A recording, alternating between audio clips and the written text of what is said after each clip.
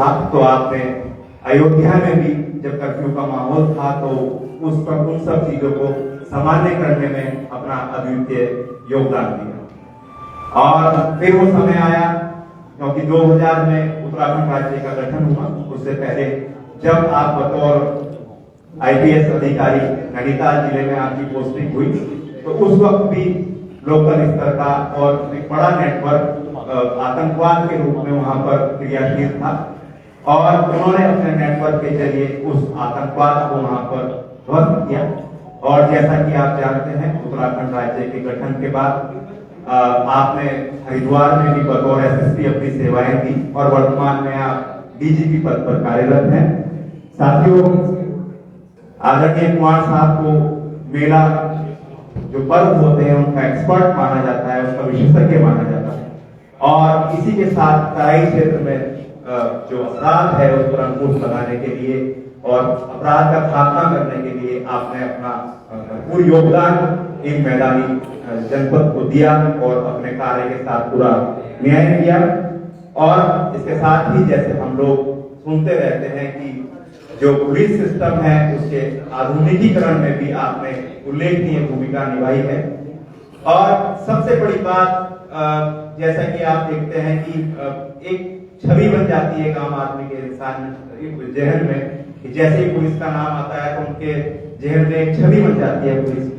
उस छवि को उन्होंने तोड़ने का काम किया और मैं तो इस चीज को कहने में जरा सा भी संकोच नहीं है कि जिस तरह से एक राजनीतिक व्यक्ति को एक नेता को उसकी लोकप्रियता के आधार पर जनता का नेता कहा जाता है, तो ऐसे हमारे आदरणीय अशोक कुमार जी हमारे बीच में हैं जो जनता के अधिकारी बनकर उत्तराखंड राज्य में वो काम करते हैं। तो इसी के साथ ही जैसा हमने कहा कि एक संवेदनशील इंसान की उन्होंने भूमिका निभाई। आपने देखा होगा कि खाकी में इंसान उन्होंने एक पुस्तक लिखी और उसके साथ में पढ़ रहा था कि सिविल सर्विसेज को कैसे क्रैक किया जाए, एक पुस्तक आपने वो भी लिखी। तो आप समझ सकते हैं कि खाकी में इंसान एक अलग थीम की पुस्तक है जिसके अंदर उसी के ऊपर चर्चा है और यूथ को लेकर कि किस तरीके से वो सिविल एग्जाम को क्रैक करें उसी को। और तीसरी किताब जो आजकल एक प्रासंगिक मुद्दा है साइबर क्राइम को लेकर जो दिनों प्रतिदिन बढ़ता जा रहा है और गाहे बेगाहे मैं समझता हूं कि हर उम्र वर्ग का आदमी इसका कहीं ना कहीं से शिकार हो रहा है। उसके ऊपर उन्होंने साइबर एनकाउंटर्स अपनी पुस्तक लिखी है जिसके अंदर जो काफी सारी स्टोरीज हैं जो सच्ची घटनाओं के ऊपर आधारित हैं उनका उसमें समावेश किया गया है। आप नवंबर 2020 से इस DGP पद को सुशोभित कर रहे हैं और आप उनकी कार्यशैली से भलीभांति परिचित भी हैं। तो मैं इन दो के साथ आपसे बातचीत चलती रहेगी, इसका सिलसिला चलता रहेगा।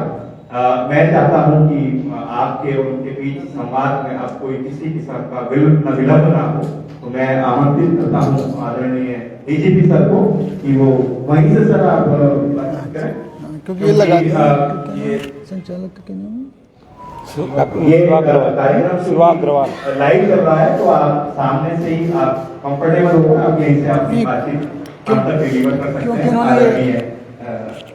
Thank you Shivaji. इन्होंने मेरे को कुछ ये तार लगा दिए तो मैं आ नहीं सकता वहाँ पे, अदरवाइज मैं वहीं आना पसंद करता हूँ, पर ये तार हिल जाएंगे सब। सबसे पहले हमारे प्रेस क्लब के अध्यक्ष जी, महामंत्री जी और 95 से कुछ चेहरे हैं जिनको मैं 95 से जानता हूँ। चौहान साहब, शिखोला जी, आदेश त्यागी जी, डोभाल साहब, सैली भाई और भी कई लोग हैं मैं देख रहा हूँ। तो आप सबसे मुखातिब होते हुए इसे मैं अपना सौभाग्य ही कहूँगा कि IPS में आने के बाद मेरी पहली जो नौकरी है वो प्रयागराज से शुरुआत है। मतलब उसका लिंक ये है कि मेरी किस्मत में लिखा था, मेरे भाग्य में लिखा था कि मेरी नौकरी गंगा जी के साथ साथ चलेगी। तो मैंने नौकरी गंगा जी की सेवा से शुरू की और मैं वहाँ पर माघ मेला इंचार्ज भी रहा 92-93 में। फिर उसके बाद जब मेरे को पहले SP शिप मिली, पहली बार SP का जो चार्ज मिला वो मुझे चमोली का मिला, तो वो भी मुझे गंगा जी की सेवा में ही आ गया। बद्रीनाथ केदारनाथ जी दोनों उन दिनों चमोली में थे, तब रुद्रप्रयाग जिला नहीं बना था, तो वो भी गंगा जी की धारा ही है, अलकनंदा और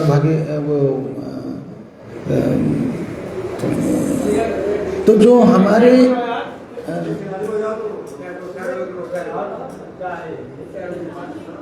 आप लोगों के साथ हरिद्वार में आकर के मेरे को 2 बार एसएसपी होने का मौका मिला। जो पुराने साथी हैं वो सब जानते हैं, किंतु 95-96 में जब मैं आया था तो आते ही सबसे बड़ा चैलेंज में, क्योंकि जून में आया था, तो सबसे बड़ा चैलेंज था कांवड़ मेला। इन्होंने कहा कि मेले के विशेषज्ञ के रूप में जानते हैं, तो उसकी थोड़ी बैकग्राउंड बता दूं। तो आप सभी को मालूम है 94 में सुखीजा ढाबे के पास बहुत बड़ा राइट हुआ था और रात भर जो है आगजनी हुई, पुलिस फायरिंग भी हुई कांवड़ मेला के ऊपर। 94 से पहले के मैंने अभी त्योहार रजिस्टर अभी मंगाए, क्योंकि मैं कांवड़ मेला पे कॉफ़ी टेबल बुक लिख रहा हूँ, तो उसमें मुश्किल से कोतवाली में बाहर से 10 आदमी दिए जाते थे। आप सोचो 94 तक, और आज कोतवाली को 5000 आदमी मिलता है कांवड़ मेला को मैनेज करने के लिए। तो इतना चेंज आया है।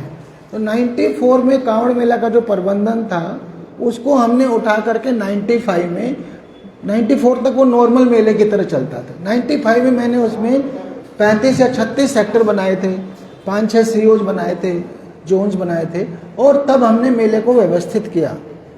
पर आप पुराने लोग ये भी जानते हैं कि मेरा जो पहली पारी की जो लास्ट फेज था, उसमें एक सोमवती अमावस्या की दुर्घटना हुई थी।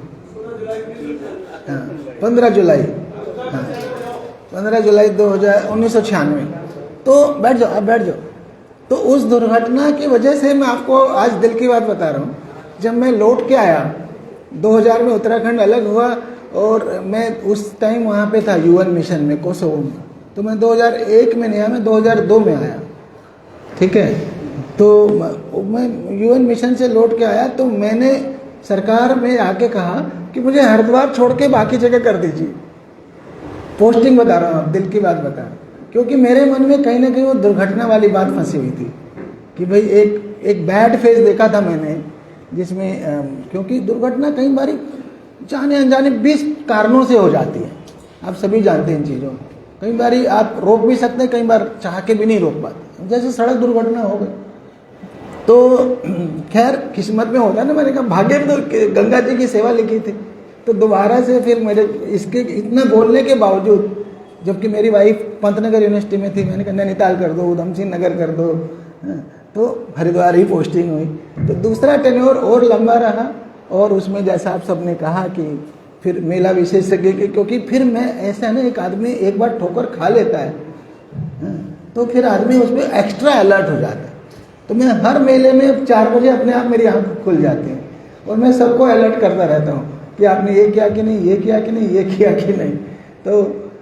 तो ये 2002 से 4 का जो टेन्योर रहा आप सबके बीच, उसमें शिखोला जी को पता ही है कि उस शाम को मैं बता दूं क्या, जो है मैं और महेश्वरी जी, उनका घर ये डामकोठी में ही था, दूसरे वाली डामकोठी में, और यहाँ हम लोग डिनर कर रहे थे।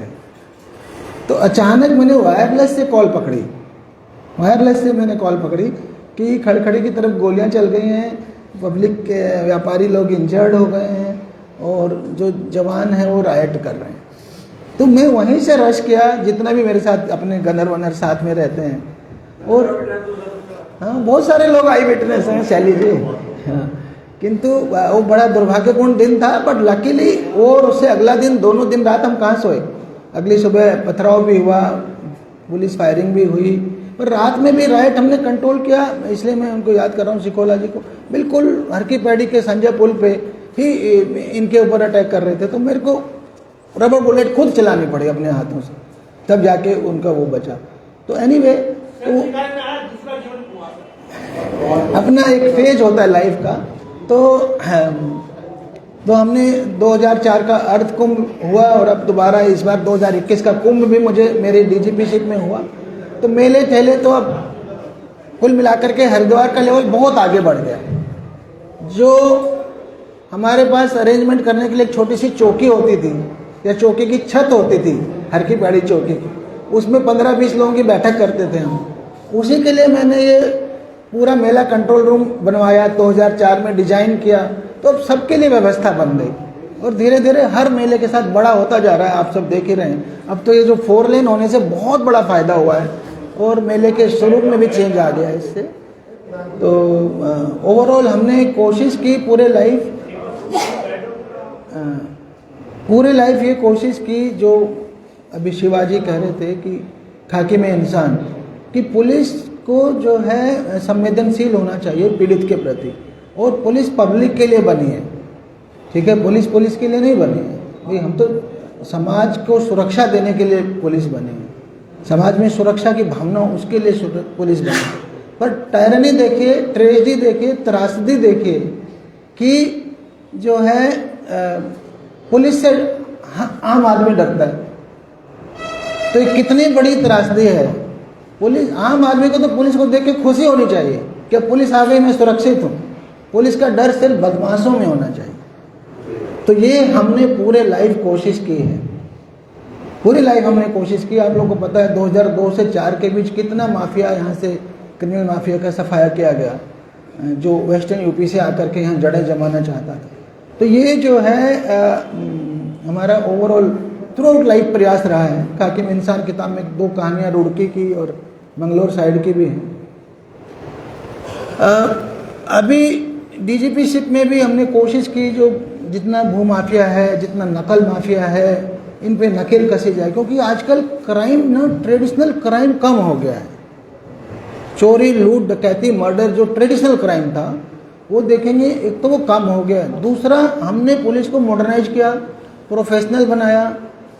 हम लोग बता रहे हैं, आपको डाटा बता रहे हैं, जब तक यूपी में थे यानी 2000 तक अर्ली फेज में क्राइम का वर्कआउट रेट 30% था, चोरी का, डकैती का, लूट का। मर्डर का था 80%, बट चोरी, डकैती, लूट का 30%। किंतु आज जब मोबाइल आया एकदम से रेट बढ़ा, फिर से मोबाइल के बाद व्हाट्सएप आ गया, फिर मुश्किल हो गया पुलिस को। अब जब सीसीटीवी आ गया है तो उत्तराखंड पुलिस का डकैती का वर्कआउट रेट 100% है, लूट का 90+ है लूट का, और बाकी चोरी और वाहन चोरी इन सब का 70% से ज़्यादा है। एवरेज हमारी 90 के करीब है। इतना ज़्यादा प्रोफेशनल हमारी पुलिस हो गई। तो ट्रेडिशनल क्राइम तो पहले से बहुत कम हो चुका है। तो ये सफ़ेद पोस्ट क्राइम बढ़ता जा रहा है। तो उसी में भू माफिया है, उसी में नकल माफिया है, उसी में नौकरी के नाम पे ले लेंगे, विदेश भेजने के नाम पे ले लेंगे। मैं एक डाटा इकट्ठा कर रहा था, सिर्फ डीजीपी वाले टेन्योर में हमने ऐसे 3000 से ज़्यादा लोगों को जेल भेजा, 3000 से ज़्यादा पूरे उत्तराखंड। तो ये हमने प्रयास करके कि कोई भी मेरे सामने आ गया, उसने कहा ये फ्रॉड है, हमने वेरीफाई हो गया, उसी मिनट FIR करो। हाँ, उसने ज़्यादा किया है, सब पे गैंगस्टर लगाओ, प्रॉपर्टियाँ जब्त करो। तो ये हमने ड्राइव चला के कोशिश की है।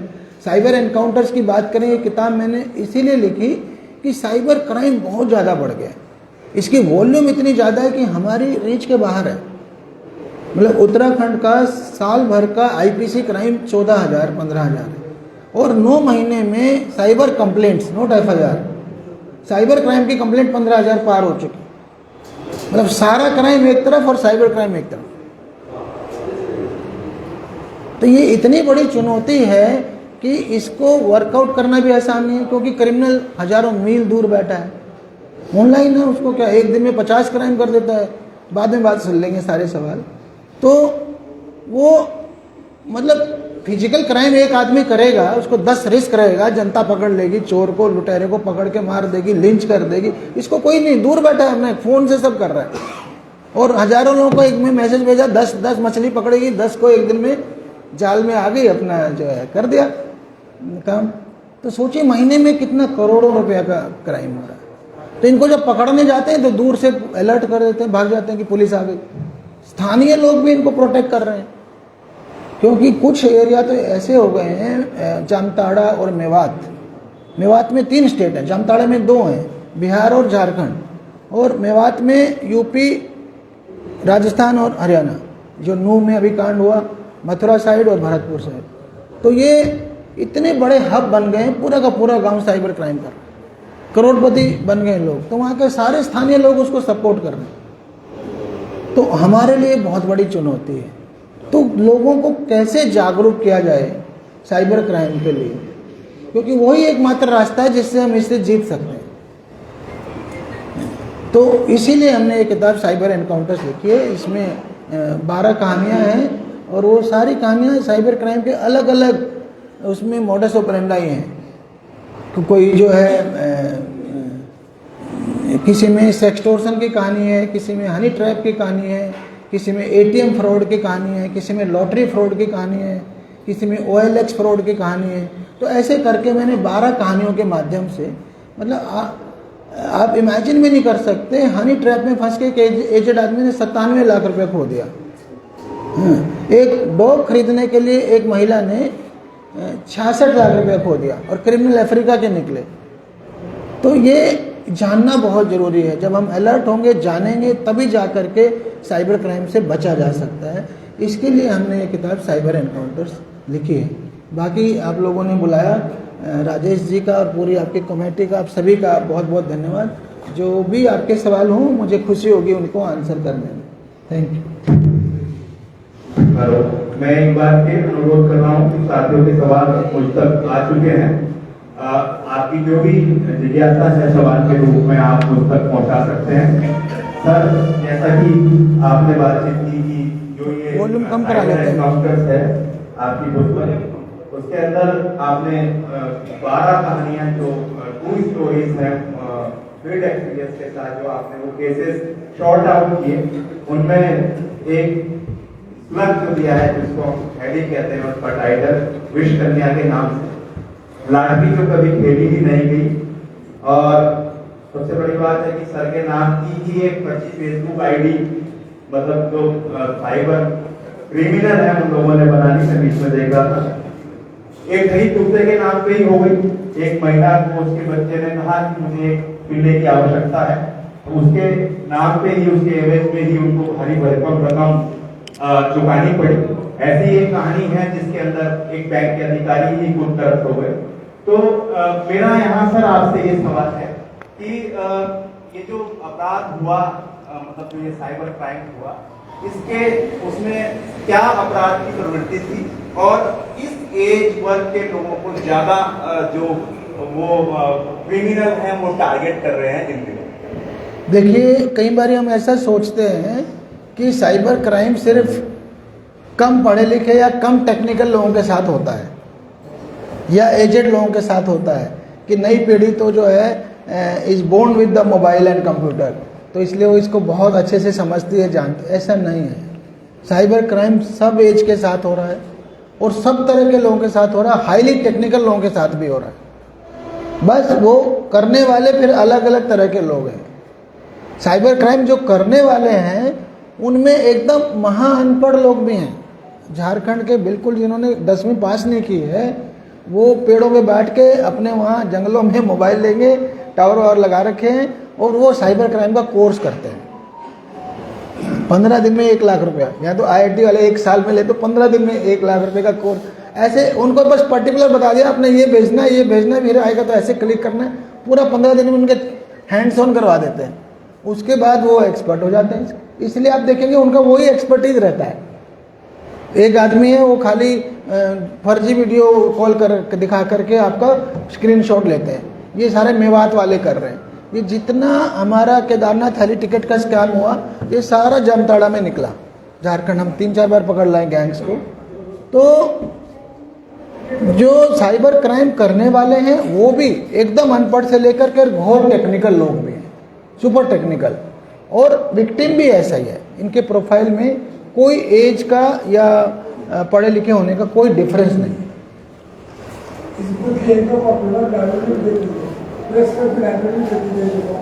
जी जी जरूर। सर, जैसे कि आपने बताया, दूसरा सवाल मेरा ये है कि कल जैसे कि मैं पढ़ रहा था, उत्तर प्रदेश में भी कल CBI की टीम ने बहुत सारे स्थानों पर छापे मारे हैं और क्राइम की आपने वॉल्यूम कम करा दो, वॉल्यूम कम करा दो, वॉल्यूम कम करो। वॉल्यूम थोड़ी कम कर दो। जिस क्राइम की आपने बात की, जिसका जिक्र किया, अब देखा है मैंने, एक पीड़ित यहाँ हरिद्वार के भी थे, उससे एक पायदान ऊपर का आर्टिफिशियल इंटेलिजेंस के जरिए, जैसे हम लोग कोई वॉइस का सैंपल फेसबुक पे अपलोड कर देते हैं, तो उस सैंपल को यूज करके आर्टिफिशियल इंटेलिजेंस के जरिए एक बयान क्रिएट कर देते हैं। और काफी बड़ी संख्या ऐसे लोगों की है जिन्होंने बिटकॉइन में इन्वेस्टमेंट के नाम पे उस आर्टिफिशियल इंटेलिजेंस का इस्तेमाल उन हैकर्स ने, उन क्रिमिनल्स ने किया है। तो सर, इसके साथ जुड़ा हुआ एक सवाल और भी है। एक ऐसा प्रसंग सामने भी आया, कनखल थाने का एक मामला था कि उसके अंदर बाकायदा फोन के ऊपर बात करता है क्रिमिनल, और जो पीड़ित है वो उसकी बात SHO साहब से भी करा देता है, और वो पुलिस चेतावनी देता है कि आप उसको ट्रैक नहीं कर सकते कहाँ पर है। एक आम आदमी को सिम कार्ड लेने के लिए आधार कार्ड की इसकी उसकी जरूरत पड़ती है, तो कैसे ये एक सिम कार्ड खरीदते कोई सारे उसको यूज करते हैं। और दूसरा ये आर्टिफिशियल इंटेलिजेंस से जुड़ा हुआ सवाल। देखो, इसकी बैकग्राउंड ये है कि AI जो है वो तो हमारे लिए नया चैलेंज है, हर किसी के लिए।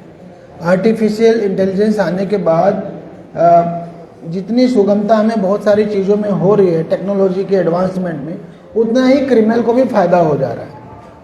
जो वॉइस मॉड्यूलेशन थी, पहले भी फर्जी वॉइस नकल करते थे, पर आर्टिफिशियल इंटेलिजेंस के साथ ऑलमोस्ट वो 99% तक पहुंच गई है। मतलब आप खुद अपने वाइफ की, अपने बच्चों की आवाज़ नहीं पहचान पाएंगे, आर्टिफिशियली क्रिएटेड होगी। सोशल मीडिया पे पड़े रहते हैं सबके फोटो वीडियो, आवाज़ भी पड़ी रहती है, तो उससे क्रिएट कर लेते हैं वो। तो इतना ज़्यादा क्लोज आ गया AI की मदद से कि आपको फर्जी ऑडियो, फर्जी वीडियो की पहचान करना मुश्किल हो जाएगा कि असली है कि नकली है। तो उसकी वजह से ये जो वॉइस वाला फ्रॉड आया है, मैंने अपने फेसबुक पेज पे डाला था, ट्विटर पे, कि लोग बात क्या कर रहे हैं, वॉइस मॉड्यूलेशन करके ऐसा एक्टिंग करेंगे कि आपकी बच्चा किडनैप हो गया, और बच्चे की आवाज़ सुनाएंगे आपको, पापा मेरे पकड़ लिया इन लोगों ने, 5 लाख इनके खाते में डाल दो, नहीं तो मेरे को मार देंगे, अभी चाकू मेरे गर्दन पे लगाया हुआ है। या बोलेंगे मेरा एक्सीडेंट हो गया, वाइफ का या हस्बैंड का, हस्बैंड बोलेगा मेरा एक्सीडेंट हो गया, मैं इधर आया हूँ सिनर्जी में, इमीडिएटली 2 लाख उनके खाते में डाल दो। तो वो उसको उस टाइम इतना शौक में आ जाता है आदमी, वो समझ ही नहीं पाता कि मेरे आदमी की आवाज़ नहीं है, वो सोचता है एकदम 100% वही आवाज़ है। फिर वो वेरीफाई, जो लोग वेरीफाई कर लेंगे कि असल में एक बार तो कॉल करके देखो रियल नंबर को, अपने पति के, तो किसी और नंबर से कॉल आएगी। तो ये जो है आर्टिफिशियल इंटेलिजेंस के साथ क्राइम का लेवल भी नेक्स्ट लेवल आगे चला जाएगा, और उसके हमारे लिए वर्कआउट करना उसे और मुश्किल हो जाएगा, और पब्लिक के लिए उससे बचना और मुश्किल हो जाएगा। इसलिए एक्स्ट्रा अलर्टनेस की ज़रूरत है। जो आपका दूसरा सवाल है कि इतने एम्बोल्डेंड क्यों हो गए हैं, क्रिमिनल तो डरता है पब्लिक से भी, पुलिस से भी, पर ये लोग खुलेआम जब नहीं आप पैसा डाल दो गाली भी देने लगते हैं, पुलिस को भी कह देते हैं। तो उसके पीछे की कारण यही है कि एक तो मैंने बोला ना, वॉल्यूम इतनी ज़्यादा है, उत्तराखंड का 15,000, देश भर का 10 लाख से ज़्यादा, इतनी पुलिस ही नहीं है कि वो सारे केस इन्वेस्टिगेट कर ले। मतलब हमारे लिए वो एक, हमारे लिए हैंडीकैप हो गया। दूसरी प्रॉब्लम, कहने को आप 9 से ज़्यादा सिम कार्ड नहीं खरीद सकते, इनको जब पकड़ते हैं 1,000 सिम कार्ड निकलते हैं इनके यहाँ, यानी किस किस के नाम से ले लेते होंगे। जो दुकानदार बेचने वाला हो उसको कहा गया ना वेरीफाई करे कौन कर रहा है, आप बताओ, आप सब पत्रकार हो, सिम कार्ड देने में लेने में कितना फर्जीफिकेशन हो रहा है। ऐसे ही बैंक अकाउंट, फर्जी बैंक अकाउंट खुलते रहते हैं, जाने किस मजदूर के नाम से खाते निकलते हैं। जब हम जाते हैं ना, इन खातों में पैसा डलता है, तो वो KYC की आधार कार्ड कहीं अपलोड हो रखा है, उससे KYC बना करके अकाउंट खोल देते हैं, और बस पैसा वो ऑपरेट कोई और कर रहा है।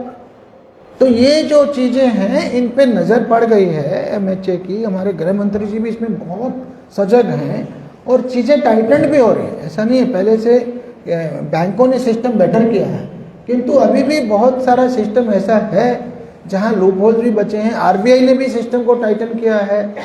तो पर ये जरूर है कि मुश्किल तो है साइबर क्राइम को वर्कआउट करना। आप ये 12 कहानियाँ पढ़िए, हिंदी इंग्लिश दोनों में ये किताब, असंभव नहीं है।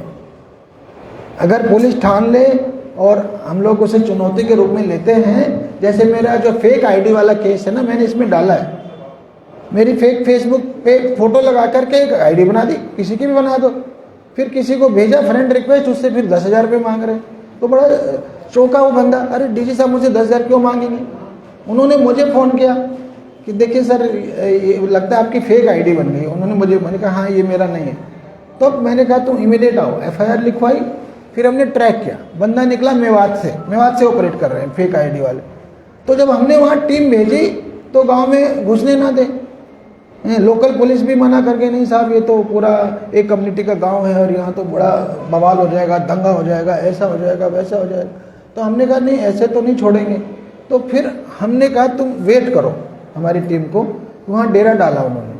तो डेरा डाला तो फाइनली तो बंदा आएगा ही ना कहीं लिंक करेगा अपने गांव से, घर से।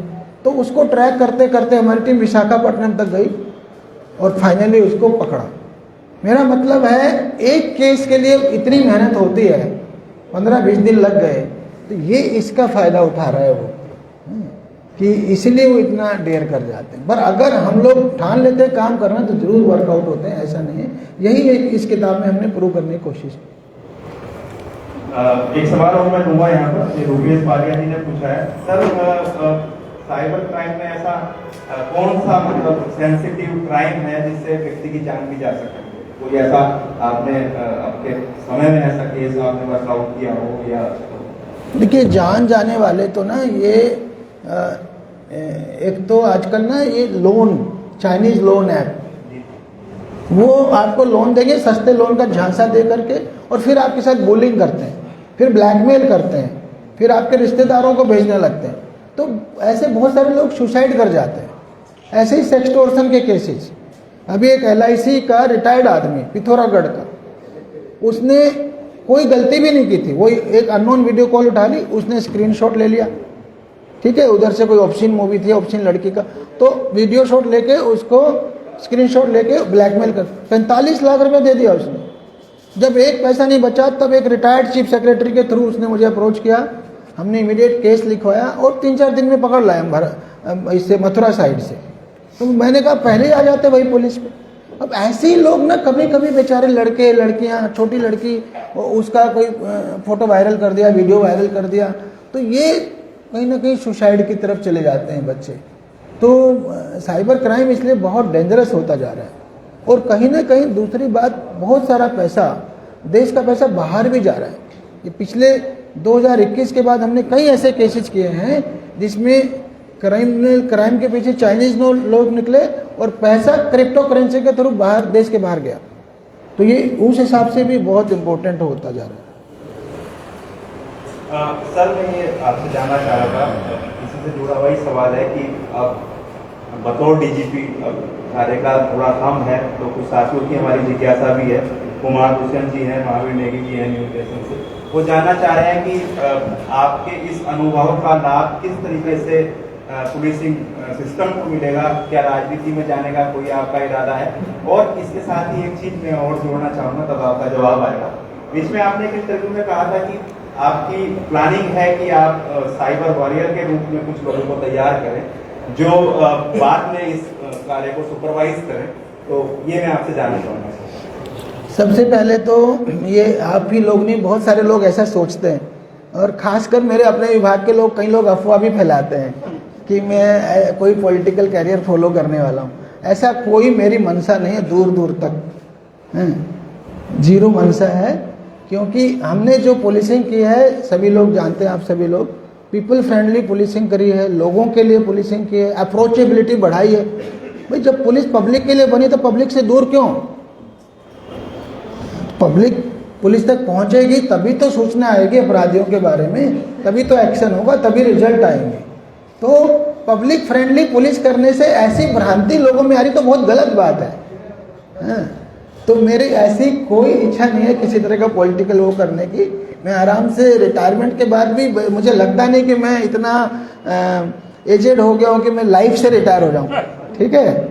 मैं सर्विस से रिटायर हो रहा हूँ, लाइफ से रिटायर नहीं हो रहा हूँ। तो लाइफ में करेंगे, बहुत कुछ करेंगे, जाने कितनी ऑप्शन हैं। कुछ एकेडमिक्स में कर लेंगे, कुछ स्पोर्ट्स में कर लेंगे, कुछ किताबें लिख लेंगे, जाने और कितने काम कर सकते हैं। परंतु पॉलिटिक्स में जाने का मेरा कोई इरादा नहीं है। धन्यवाद सर। एक सवाल आकाश वेदुराज जी की तरफ से यहाँ बुलाया है। वो जानना चाह रहे हैं कि क्या बेरोजगारी साइबर क्राइम मतलब क्रिमिनल है उसमें एक बहुत बड़ा फैक्टर है।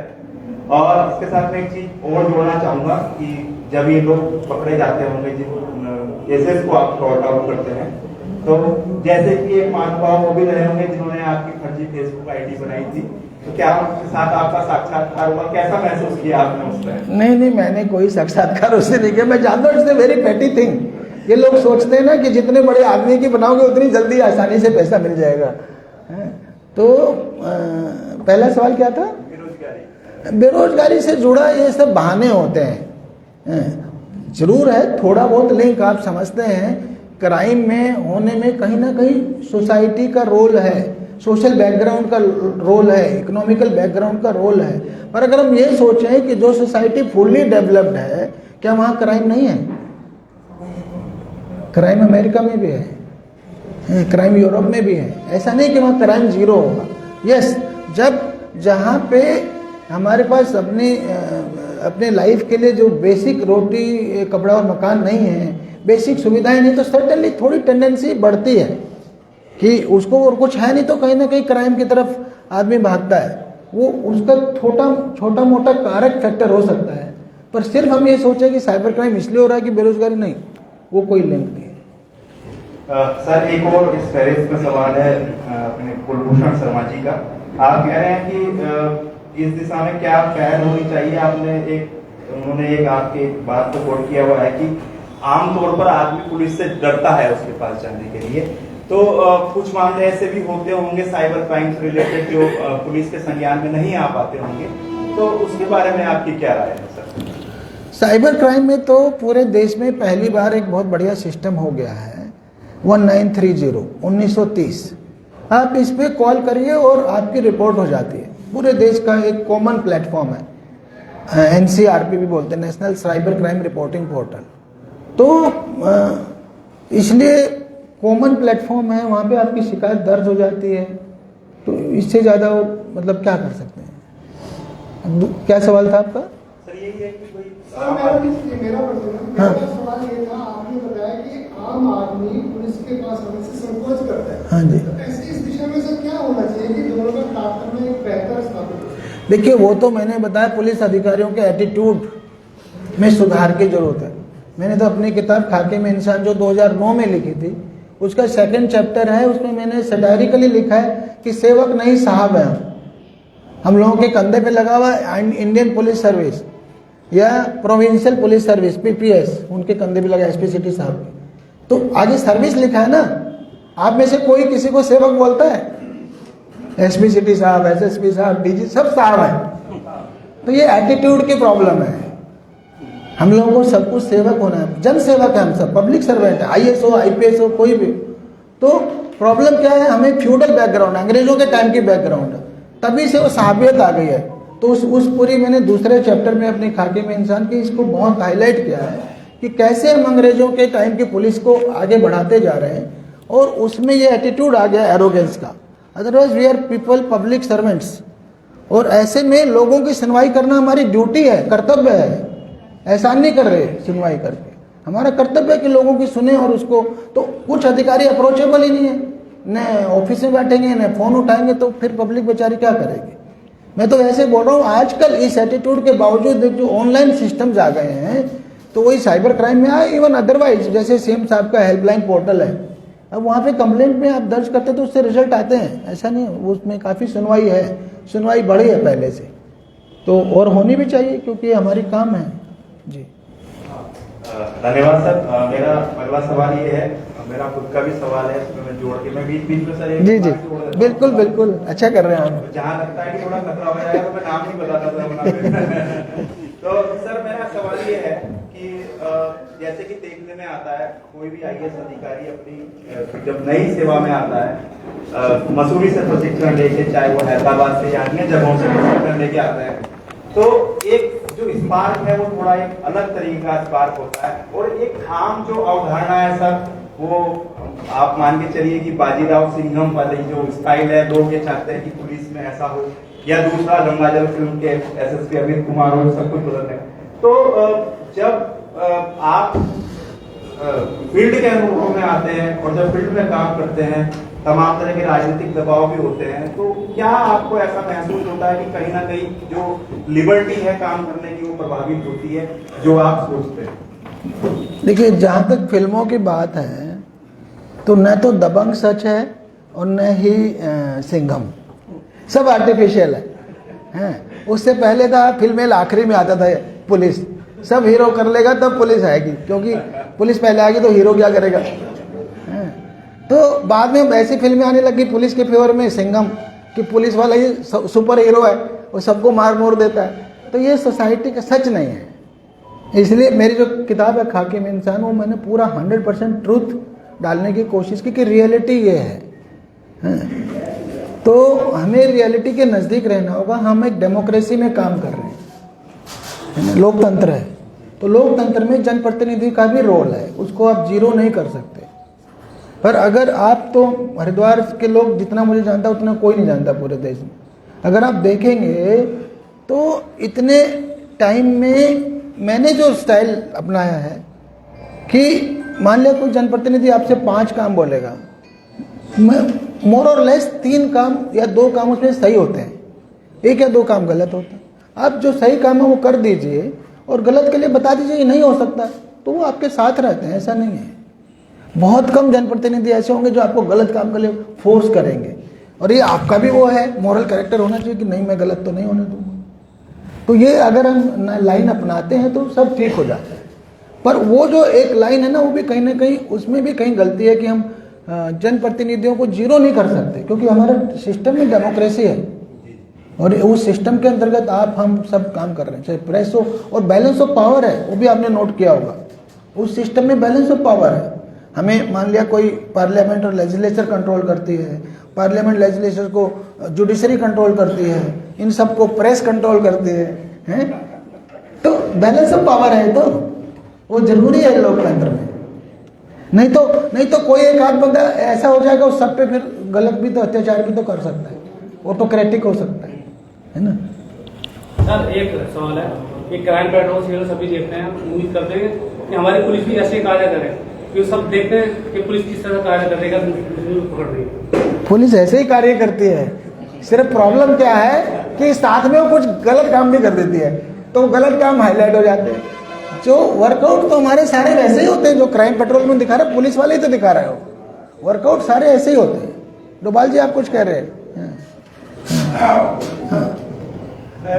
अंदर जो आपने कहा था खाकी में इंसान, उसी में हमने उत्तराखंड जब बना तो उत्तराखंड में मित्र पुलिस आपने दी, अब वो चल भी रही है। मैं जनरल सवाल है, कोई ऐसा नहीं है कि पुलिस की छवि को लेकर हम लोग आमतौर पर, आपको अनुभव है, जानते हैं, हम पुलिस के आलोचक हैं कि घटना वगैरह हो जाती है तो वो करते हैं, तो कभी कभी ये बुरा भी लगता है कि आलोचना होगा बुरा लगेगा, तो हम, लेकिन हम ये कहते हैं कि हमारी आलोचना जो प्रेस करती है उस पर पुलिस को गर्व भी करना चाहिए।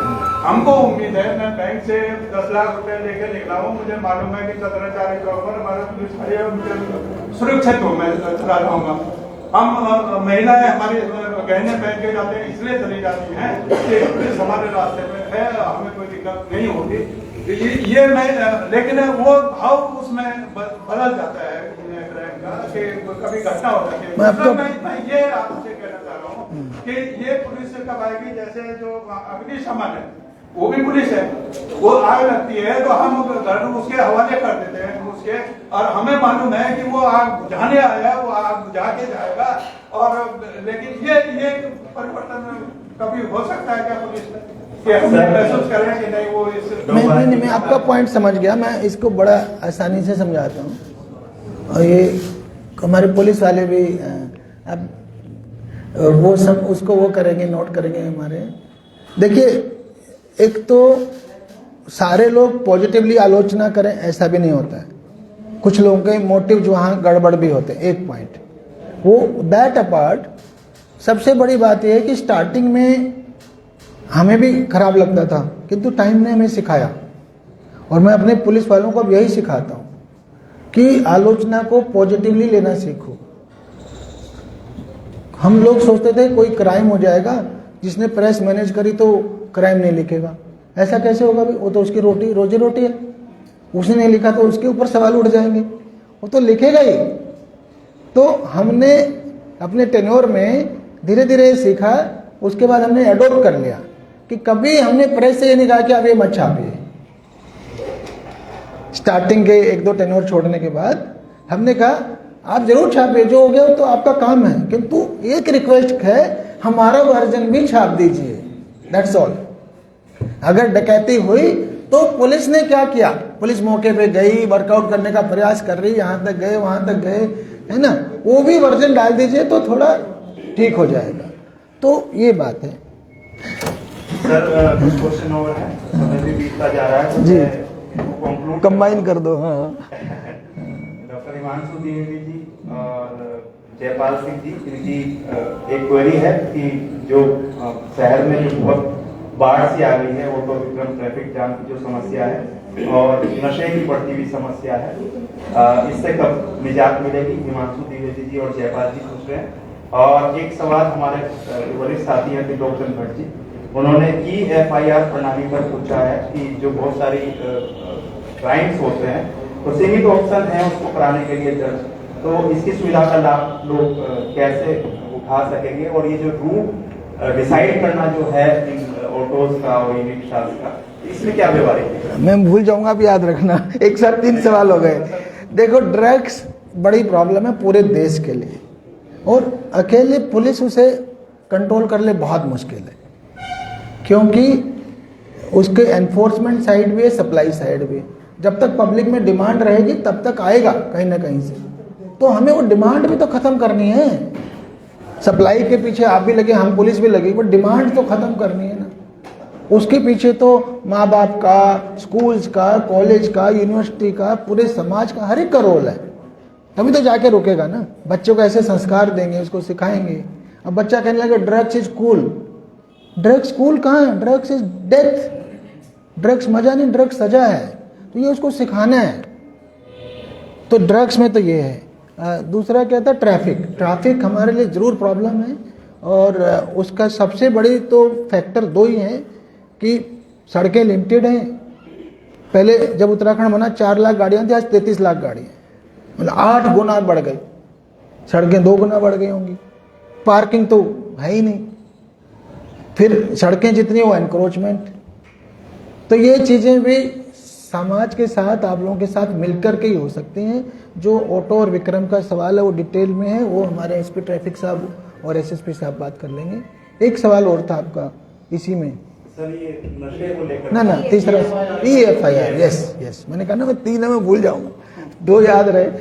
EFIR के बारे में बता दूं, अभी जो हमने खोला है, एक तो ऑटो थेफ्ट खोल दिया, वाहन चोरी हुआ आप FIR लिखवा सकते हो, और उसमें उसके एक्यूज कॉलम खुला हुआ नहीं है, ठीक है। और आपकी कोई चीज मिस हो गई वो भी आप लिखवा सकते हो, मिसिंग रिपोर्ट आपको कंप्यूटर से ही मिल जाएगी, थाने जाने की जरूरत नहीं। आपका मोबाइल खो गया, आपका डॉक्यूमेंट खो गया, पासपोर्ट खो गया, ड्राइविंग लाइसेंस खो गया, आप घर बैठे लॉन्च करो, आपको वहीं मिल जाएगा। अब EFIR ऐसा लिमिटेड क्यों है, उसकी बैकग्राउंड बता दूं। बैकग्राउंड ये है कि हमारे देश में FIR होना, उसके बाद उसका स्टिग्मा भी बहुत बड़ा है। और एक बार FIR हो जाती तो विवेचना आपको पता है 3-4 महीने लेती कम से कम। एक फर्जी झूठी FIR को खत्म करने के लिए भी पुलिस को कम से कम 50 पेज लिख के कोर्ट में दाखिल करने पड़ते। इट्स ए कोर्ट डॉक्यूमेंट, फिर वो मेरा डॉक्यूमेंट नहीं रहता the moment it becomes N FIR। तो उसमें यही प्रॉब्लम है कि कल को फिर 50 झूठे केस लग जाएंगे। हमने खोला तो लोग बाग, आपको पता है कितनी सारी एप्लीकेशन ऐसे बन जा रही हैं जो वो होती हैं। तो फिर किसी के भी खिलाफ एक FIR हो गई, फिर उसका जवाब देते फिर वो मीडिया में उछलेगा कि इनके खिलाफ चोरी की FIR, इनके खिलाफ रेप की FIR, इनके खिलाफ छेड़खानी की FIR। तो वो वाली बात है। इसलिए हमने पूरे देश में एक्सपेरिमेंट चला, दिल्ली में भी हो चुका है, हरियाणा में भी, हमारे सब में अभी तक इतना ही हुआ है। धीरे धीरे और मैच्योर होगी सोसाइटी, और कुछ रास्ते निकालेंगे। अननेम्ड FIR करने में प्रॉब्लम नहीं होना चाहिए, मैं भी ये सोच रहा हूँ। और मुश्किल से हमने ओपन किया ना, पिछले साल से 10% FIR की संख्या बढ़ी है ऑटो थेफ्ट में। क्योंकि फाइनली उसे बेचारे को इंश्योरेंस भी चाहिए, ये सब भी चाहिए, तो उसका हो जा रहा है। वैसे बढ़ना चाहिए इलेक्ट्रॉनिक एफआईआर, पर वही है कि इसमें हमें ये वाले झूठी एफआईआर ना हो सके, उस चीज की संभावना को रोकना है, भविष्य में बढ़ेगा। Thank you sir. इससे पहले कि मैं हर्ष जी को बुलाऊं, एक सवाल एक सवाल और मेरा है। एक पहले कह रहा है और सर्वर कह रहा है सर पुलिस फोन मैंने दे खुलासा करने के बाद खुलासा भी कर देती है, गिरफ्तार भी करती है। मतलब उस कार्य ऐसे हो जाती है सर, लोग कुछ लोग बरी हो जाते हैं, उसमें पुलिस बरी को मेहनत करती है इतने लंबे, तो जो बरी हो जाती है बरी पर कितना प्रभाव पड़ता है? मुश्किल काम तो है ही। साइबर क्राइम में सजा इतनी कम है कि वो आसानी से बेल हो जा रहे हैं, तो जजों को ही पता चल गया उनके साथ भी साइबर क्राइम हो रहा है। तो हमने रिक्वेस्ट किया कि आप देख लो भाई, बाहर जाके फिर यही करेंगे, तो कुछ रास्ते निकालो कि बेल पे ना आ पाए, छूटने ना पाए। फिर हम इनमें गैंगस्टर एक्ट वगैरह लगाने का ये सब सोचते हैं, कर रहे हैं रास्ते, कोशिश करते हैं जी। Thank you sir. एक सवाल और हम यहाँ पे ले रहे हैं, टाइम्स ऑफ इंडिया से हमारे साथी MS नवाज हैं। सर, इसका सवाल ये है कि जो नशाखोरी की प्रवृत्ति बढ़ी है और जिस तरीके से नशा बिक रहा है, क्या इसके पीछे विभागीय अधिकारियों की संलिप्तता भी है? कैसा फील करते हैं उसको लेके आप? और उसके साथ कुछ मामले भी करप्शन को लेकर मेरा सवाल है सर। ये तो ठीक है सर, पुलिस काम कर रही है, मानवीय चेहरा भी, लेकिन जो करप्शन है, करप्शन को लेकर भी हाल ही में ज्वालापुर में भी एक कोतवाल इन्वेस्टिगेशन ऑफिसर जो पैसे लेते हुए फिर कुछ पुलिसकर्मियों की भूमिका भी पाई गई, वो सस्पेंड भी हुए, केस भी हुआ। तो जो करप्शन है जिससे डाउन टू अर्थ आम आदमी परेशान है, उसको लेकर किस तरह से देखते हैं आप अपने अनुभव में, और इसे कैसे रोका जा सकता है? देखिए, पुलिस भी समाज का ही एक अंग है और इसी समाज से हम आए। IPS बनने से पहले मैं IITN था, पुलिस वाला हो गया, तो हैं तो इसी समाज से ना। तो अगर समाज में करप्शन है तो पुलिस में भी आएगा। जब आपका बेटा पुलिस में जाता है, आपका भाई पुलिस में जाता है, तो आप एक्सपेक्ट करते हैं एक्स्ट्रा कमाएगा, हैं? तो ये जो है ना, जब समाज से करप्शन हटेगा तभी पुलिस से हटेगा, पहला पॉइंट। दूसरा पॉइंट ये कहना कि ड्रग्स इसलिए बढ़ रहे हैं कि पुलिस में करप्शन है, ये मैं नहीं कहता कि पुलिस इन्वॉल्व, कोई भी पुलिस वाला इन्वॉल्व नहीं है। निकले अभी ज्वालापुर के 2 निकले थे, मैंने सस्पेंड किए थे जब ये 70 वाला मामला सामने आया था। तो पॉसिबिलिटी है, और ये सोचें कि सिर्फ इस वजह से ड्रग्स बढ़ रही, वो गलत है। लास्ट पॉइंट, पुलिस अकेला विभाग है जो अपने कर्मियों को सजा देता है। आप बाकी विभाग में एक किसी को सस्पेंड करके देखो, हड़ताल हो जाती है। उत्तराखंड का डाटा बता रहा हूं, साल की एवरेज सस्पेंशन की 400 है डेली, इसका मतलब एक आदमी सस्पेंड हो रहा है। तो हमें पुलिस को कंट्रोल करने के लिए, अनुशासित रखने के लिए इतने बड़े कदम भी हम उठाते हैं, मतलब पीछे नहीं हटते। समाज तो वेतन नहीं पूछता है, ऊपर के पूछता है कि ऊपर से। हाँ, तो ये सब समाज को सिखाइए पहले समाज सुधरेगा तो पुलिस सुधरेगी। चलिए खत्म करें। हाँ जी, हाँ जी। आज का ये कार्यक्रम प्रश्नोत्तरी पर आधारित तो है नहीं, हाँ। संवाद पर आधारित है जी। आपके इस पुस्तक ने आज के इस विषय को टेक्निकल बना दिया, और टेक्निकल होने के कारण आपने अपने अनुभव और वाक चातुर्य से कई प्रश्नों को धराशायी कर दिया। मैं आपसे केवल ये प्रश्न पूछना चाह रहा हूँ, प्रश्न नहीं है, एक ये जो आपने पुस्तक लिखी है, परिश्रम किया है इस पर, इसको लिखा है आपने इसलिए ताकि पुलिस प्रशासन के माध्यम से पब्लिक को लाभ, जनता को जागरूक कर सके। जनता को लाभ। निश्चित रूप से आपने इसको लिखा है तो उत्तराखंड पुलिस के माध्यम से उत्तराखंड की जनता को लाभ निश्चित मिला होगा। मैं पूछना चाहता हूँ कि क्या इस पुस्तक के माध्यम से देश के अन्य राज्यों को भी इसका लाभ दिए जाने का कुछ प्रयास किया गया है, या प्रयास लाभ लोगों ने लिया है? देखिए, ये किताब जो है पेंगुइन ने छापी है, और जो आप जानते हैं इंटरनेशनल पब्लिशर है इंग्लिश में, इसलिए फिर हमने बाद में हिंदी में छपाई, जो प्रभात प्रकाशन ने छापी। तो देश भर में मेरा को-ऑथर बता रहा था, वो बेंगलोर में गया था बुक साइनिंग के लिए एयरपोर्ट पे, तो वहाँ वो किताब वाला बता रहा था कि इसकी हाईएस्ट सेल है, और 2-3 महीने तक ये किताब टॉप 5 में रही है। तो इसका मतलब देश भर में गई है, चर्चा है, ललन टॉप से लेके आज तक से लेके हर जगह इस पे डिस्कशन में, ABP से लेकर, तो कहीं ना कहीं तो असर पड़ा ही होगा। ठीक है thank you please. Thank you sir. एक सर आप चौहान साहब कुछ कह रहे हैं? सर आप बैठे बैठे बोल दीजिए। मैं आपको पहले वो सारी आपको सारे सब नहीं कह रहा हूँ, भाई साहब करके कैसे कर रहा हूँ। जी जी और उत्तराखंड एक शांतिप्रिय प्रदेश रहा है, लेकिन पिछले दिनों में कुछ हेट स्पेसिफिक घटनाएं हमें सामने आई हैं। कुछ घटनाएं हरिद्वार में हुई हैं और कुछ पर्वतीय जिले में हुई हैं। तो इस समस्या का कितनी गंभीरता से लेते हैं, कितनी बड़ी समस्या मानते हैं और इसके लिए क्या कर रहे हैं? देखिए, कोई भी असंवैधानिक काम गलत है और उसको रोकना हमारी जिम्मेदारी है। ठीक है, अगर हेट स्पीच हुआ, हरिद्वार में हुआ, हमने उसका संज्ञान लिया, हमने उस पर FIR भी दर्ज की। कहीं भी हो, किसी भी कम्युनिटी का हो, इस संविधान के दायरे में ही आप अपने विचार या व्यक्त कर सकते हैं। संविधान से बाहर जाएंगे तो कानूनी कार्रवाई होगी। इतना ही मैं बोल सकता हूँ। Thank you sir. एक आखिरी सवाल, फिर हम जो हमारा स्वागत की परंपरा है उसको पूर्ण करेंगे। मैं आखिरी सवाल के लिए आमंत्रित कर रहा हूँ अपने वरिष्ठ साथी राहुल वर्मा जी को।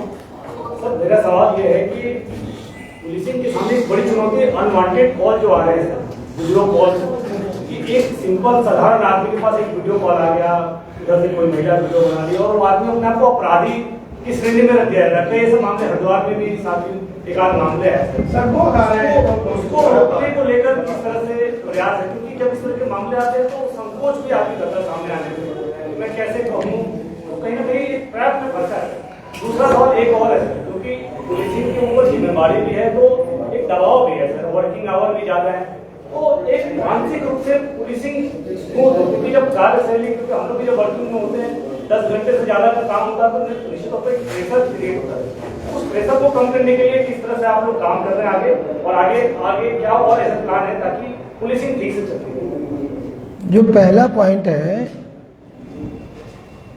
उसका सॉल्यूशन तो आसान है, पर आदमी समझ नहीं पाता, क्योंकि AI के साथ ये प्रॉब्लम बढ़ने वाली है। ठीक है, अगर मैंने गलती नहीं की, उसे ओपनली आना चाहिए।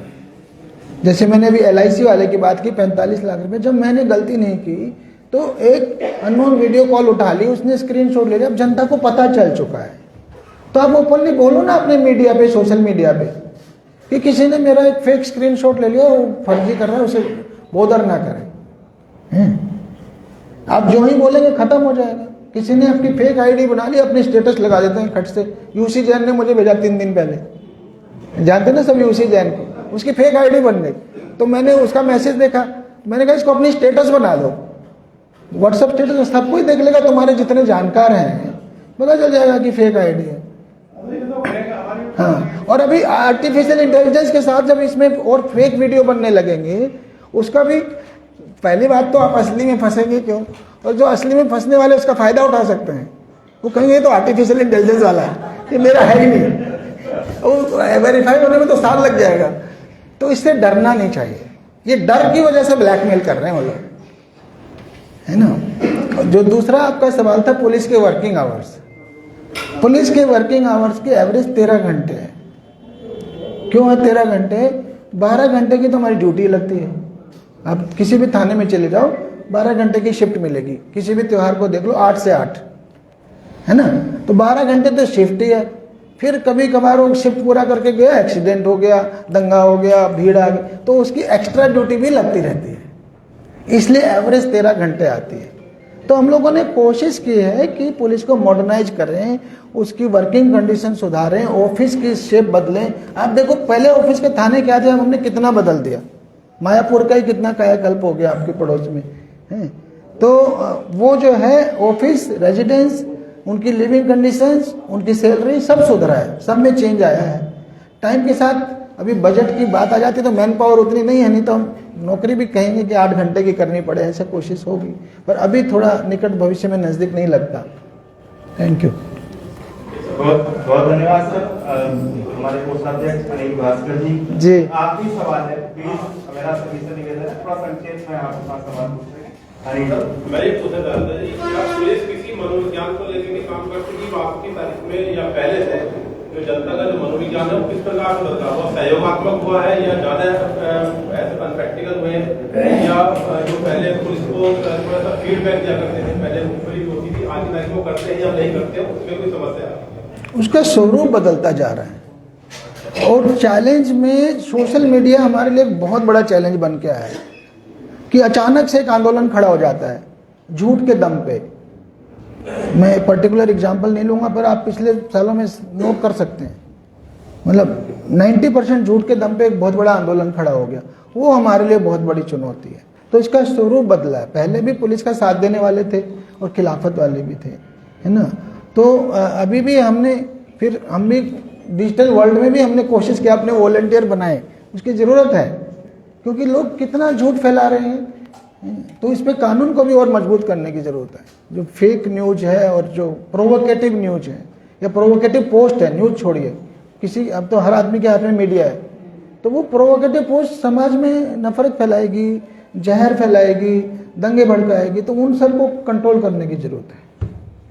या पुलिस के खिलाफ आंदोलन खड़ा कर देगी। एक आदमी थाने पे लेके फेसबुक लाइव कर रहा है डेड बॉडी को ले जाके, बाजपुर में हुआ था। कितना हमारे लिए कितना बड़ा चैलेंज हो जाता है।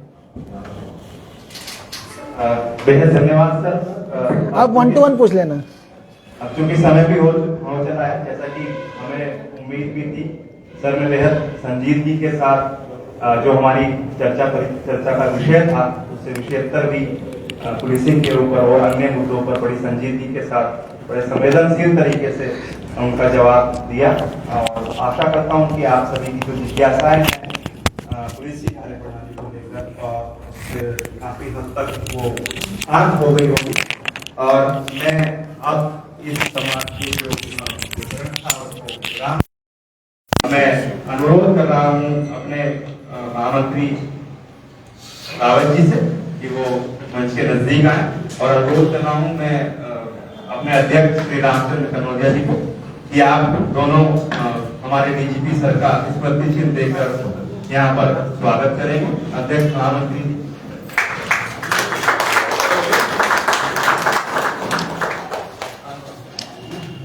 इसी के साथ मैं अनुरोध कर रहा हूँ अपने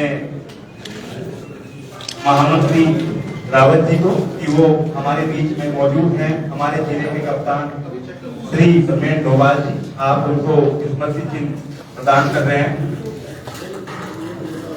सभी तालियों के द्वारा स्वागत करेंगे। मैं आमंत्रित कर रहा हूँ आदरणीय सिंघोला जी को और हमारे वरिष्ठ साथी श्री त्रिलोकचंद भट्ट जी को कि आप मंच के नजदीक आए।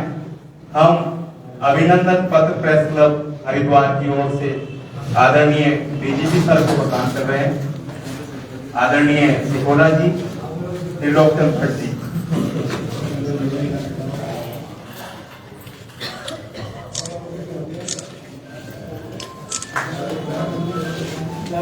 हमारे साथ हरिद्वार नागरिक मंच के हमारे साथी वरिष्ठ समाज सेवी श्री जगदीश पहवा जी हैं।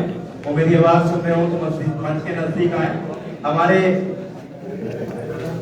आदरणीय श्री PS चौहान साहब, आपसे भी मैं अनुरोध कर रहा हूं कि आप मंच के नजदीक आएंगे। और डॉक्टर विशाल गर्ग जी भी हमारे साथ हैं। हरिद्वार नागरिक मंच की ओर से आप डीजीपी सर का सम्मान कर रहे हैं। आदरणीय चौहान जी,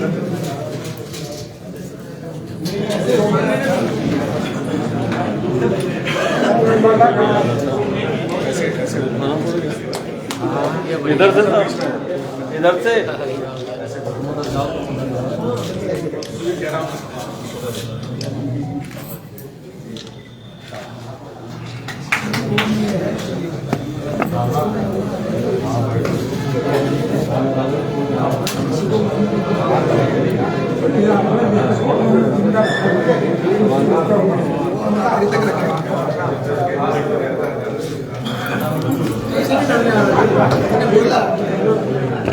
बहुत बहुत धन्यवाद।